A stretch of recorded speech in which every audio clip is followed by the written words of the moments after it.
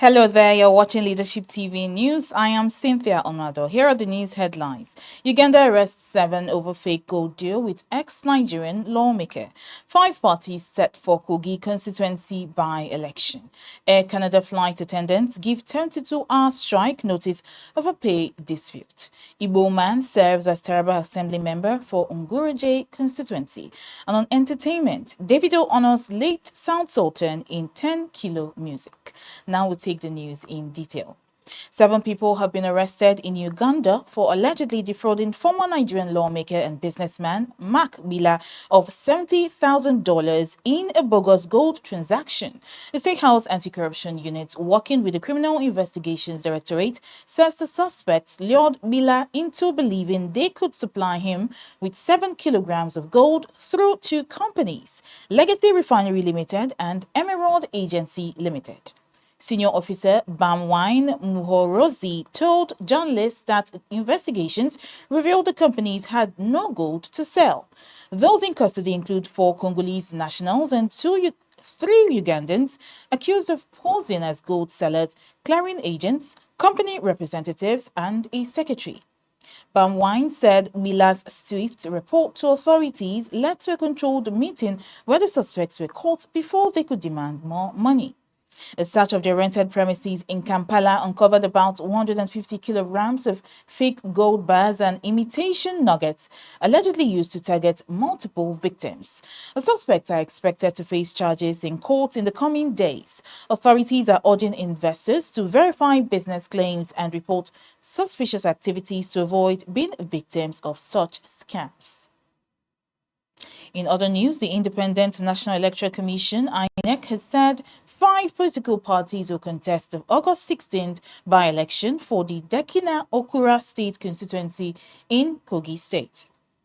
The resident electoral commissioner, Rec Oliver Agundu, named the parties Accord, African Democratic Congress, All Progressives Congress, Allied People's Movement, and People's Democratic Party.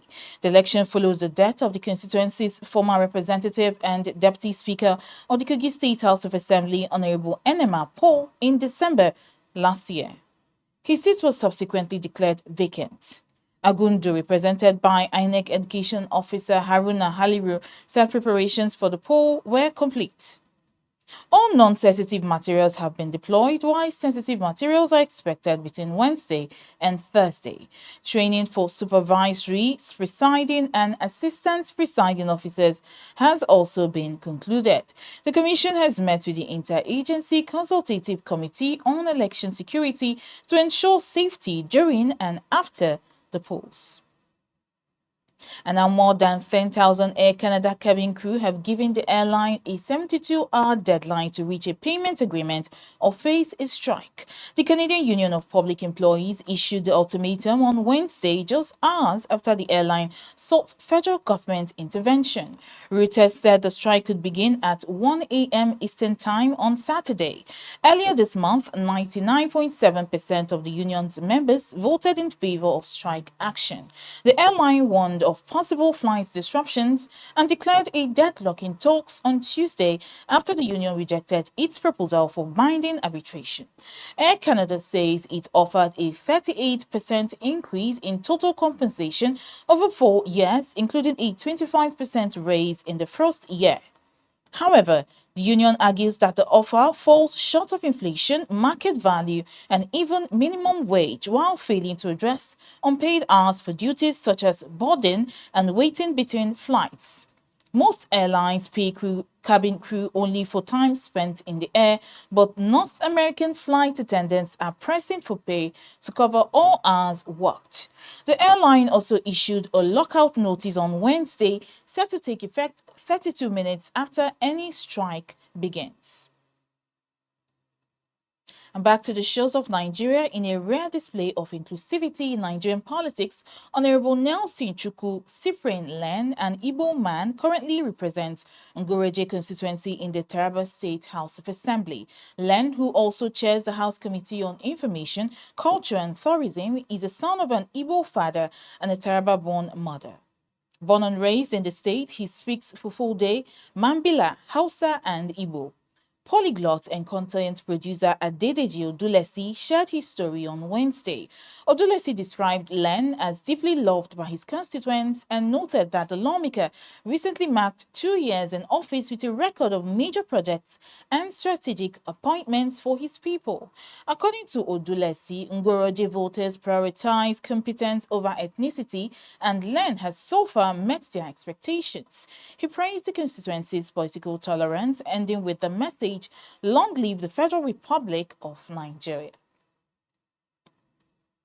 On entertainment news now, Nigerian music star Davido Adeleke, popularly known as Davido, has paid tribute to the late, or rather to his late friend and colleague Sultan in the visuals for his hit single 10 Kilo.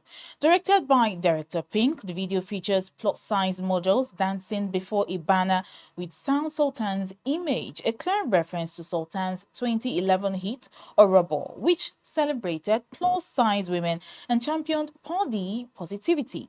Like Orobo, Davido's 10 Kilo embraces similar themes, blending celebration of fuller-figured women with subtle nods to Sultan's artistry. Sultan had remixed Orobo with Flavor in 2013, a version that enjoyed massive airplay across Nigeria and West Africa.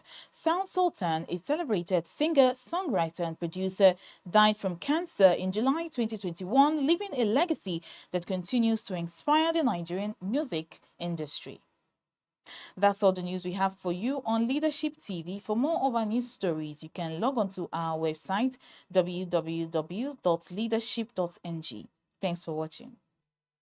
Thank you for watching. For sponsorship and advert placements, please contact 080-3688-6158. Last Word Leadership Podcast Studio. You have the last word.